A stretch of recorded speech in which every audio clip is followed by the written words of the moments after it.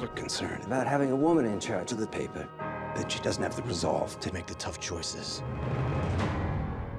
Thank you, Arthur, for your frankness. Let's do our jobs. Find those pages. I don't know how many people have sat in this chair and said this to you and been honest with you about this, but everyone I know, all these actors that I mentioned before, some of, the great actors of our time, were absolutely panicked because this was one of those movies where you couldn't pretend it wasn't a big deal.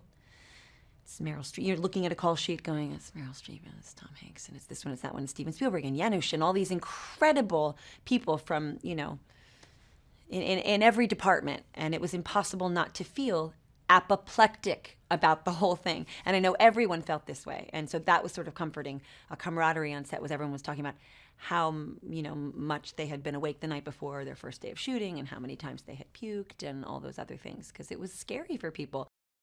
This is a devastating security breach that was leaked out of the Pentagon. The most highly classified documents of the war. The Times has 7,000 pages detailing how the White House has been lying about the Vietnam War for 30 years. Tom has so much heart. And Ben Bradley, I think what's so beautiful about him playing it is that for such a hard exterior and a tough exterior, you've got Tom's big, fat, beating heart that just infuses every choice he makes as an actor, whether he means to or not, and I would think he probably does because he's incredibly smart, and I think he leads with that part of himself, even when he's doing things that are tough and hard-nosed. He's leading with his feeling, and that's something as an actor you feel in a scene with him, but also as an audience member will probably make it easier to root for him and to get inside of it with him because it's not alienating his toughness. Tom has a wonderful way of enveloping you and inviting you in, and it's an incredible accessibility.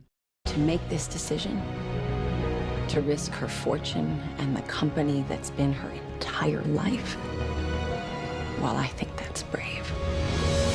If the government wins, the Washington Post will cease to exist.